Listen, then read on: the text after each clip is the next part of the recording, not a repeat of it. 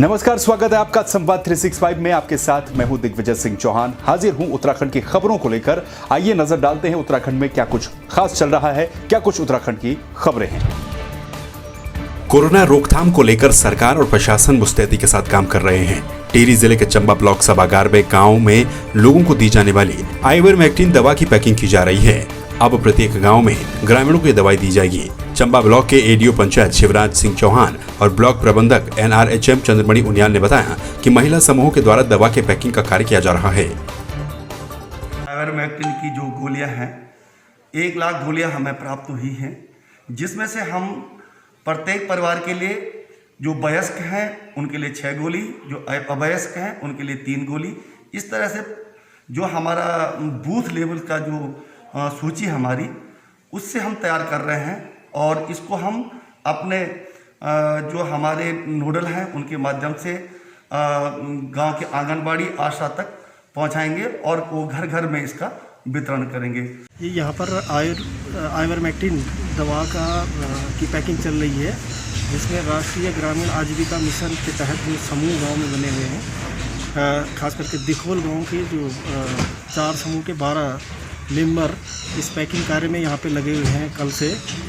ये आइवरमेक्टिन दवा कोरोना रोकथाम के लिए उत्तराखंड सरकार के द्वारा प्रत्येक गांव के प्रत्येक परिवार को दी जानी है और इसमें दवाई किसका सेवन किस प्रकार से किया जाना है, उस दवाई का जो किट है उसके अंदर एक पर्चा है जो उसमें पूरा सेवन का तरीका लिखा गया है।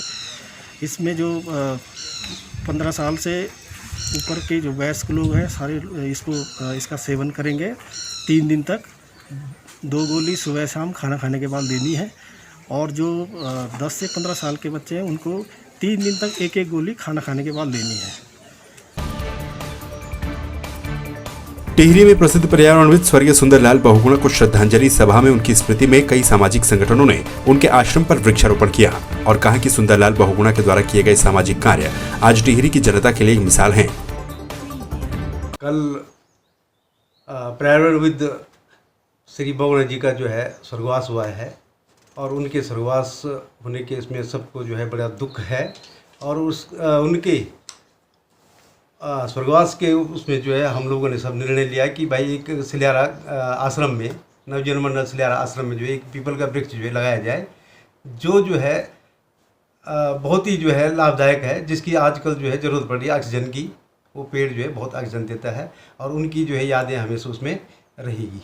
बहुगुणा जी द्वारा स्थापित पर्वतीय नवजीवन मंडल आश्रम 1956 में इसकी स्थापना की गई थी और अनेक प्रकार के आंदोलन, वैसे तो बहुगुणा जी की पृष्ठभूमि जो है बचपन से ही उनका रुझान समाज सुधार में रहा और राजा की राजशाही से टिहरी रियासत को मुक्त करने के लिए उन्होंने बड़ा संघर्ष किया श्री देव सुमन के से प्रेरित होकर, और वो अपने छात्र जीवन से ही जो है समाज के कार्यों में, समाज सेवा में संलग्न रहे।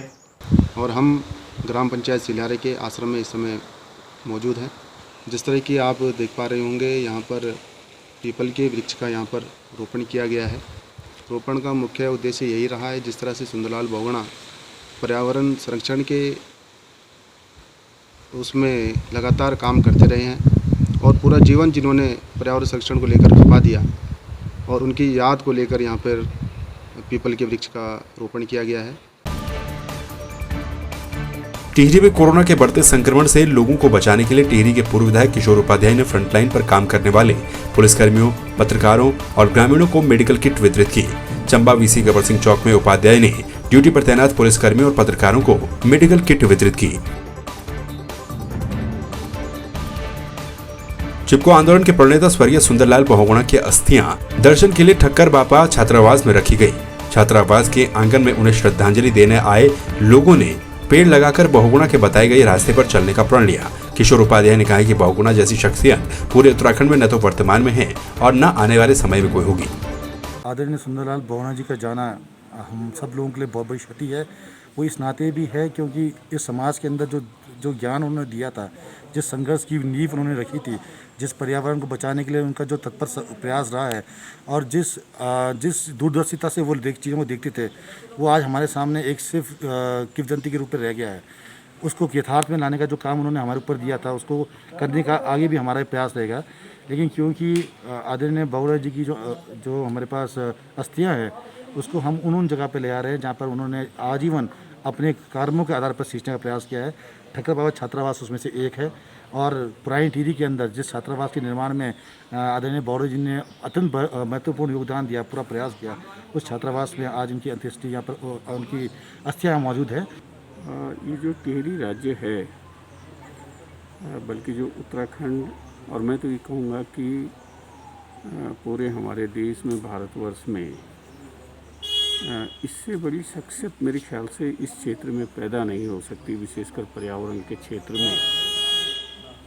सुंदरलाल बहुगुणा जी का वैश्विक जो है वो अपील थी उनकी। राहुल गांधी जी जब जापान गए और वहाँ के प्रधानमंत्री से मिले, तो वहाँ के प्रधानमंत्री ने सबसे पहले उनसे कहा कि क्या आप सुंदरलाल बहुगुणा जी से मिले हैं। और आपको याद होगा जब राहुल गांधी जी यहाँ आए तो उन्होंने सबसे पहला प्रोग्राम सुंदरलाल बहुगुणा जी से मिलने का बनाया और उनके साथ 1 घंटा जो है उनसे पर्यावरणीय विषयों पर बातचीत की। उनके जाने से निश्चित रूप से हमने एक बड़ी आवाज़ खो दी।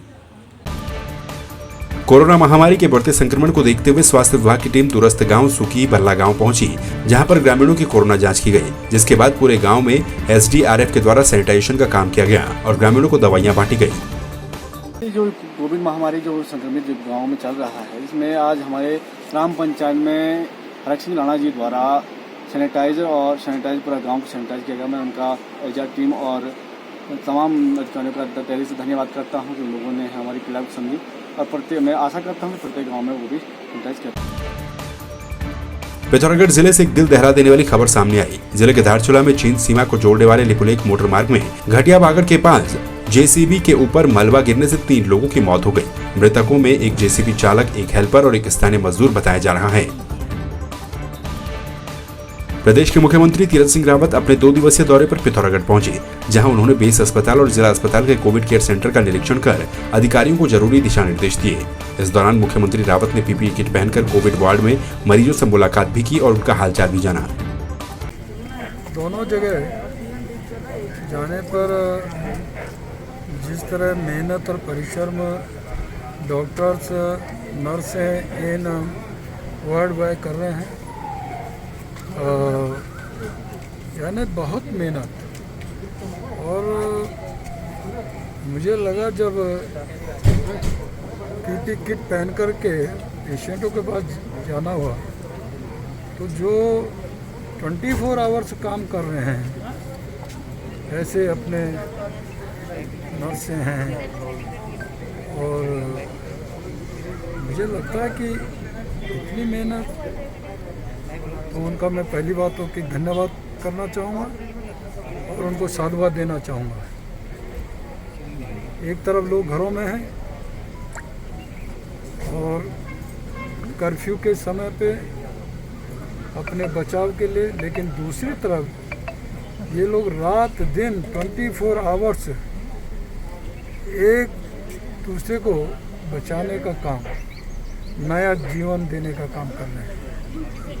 तो मैंने दोनों जगह बात किया, कुछ तो पेशेंट से सीधी बात की, स्वयं सीधे पेशेंटों के पास गया, तो उनसे भी मैंने सुना, जानकारी ली, एक से बात की पेशेंट से। तो उनका भी कहना था कि समय पे हमको दवाई 2-3 बार, जो बहनें हैं घर से उनका आना और भोजन भी मिलना। तो मैं कह सकता हूँ कि हमारा जो स्वास्थ्य विभाग है पूरी तरह मेहनत के साथ में लगा हुआ है। रेड क्रॉस सोसाइटी के सदस्य नवराज सिंह भैसोड़ा ने पिथौरागढ़ में पत्रकार उमेश कुमार और बॉलीवुड स्टार राघव जुयाल के साथ शिष्टाचार भेंट की। आपको बता दें कि पत्रकार उमेश कुमार और राघव जुयाल पिथौरागढ़ में जरूरतमंद लोगों को सामग्री बांटने पहुंचे थे। इस दौरान रेड क्रॉस सोसाइटी के सदस्य ने बताया कि किस तरह से क्षेत्र में लोगों की मदद की जा रही है।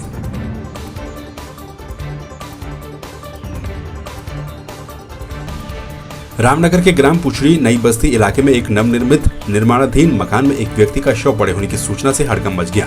सूचना मिलने पर सीओ बलजीत सिंह भाकुनी कोतवाल अबुल कलाम पुलिस बल के साथ मौके पर पहुंचे और उन्होंने बंद कमरे के अंदर लहूलुहान हालत में पड़े शव को कब्जे में लिया।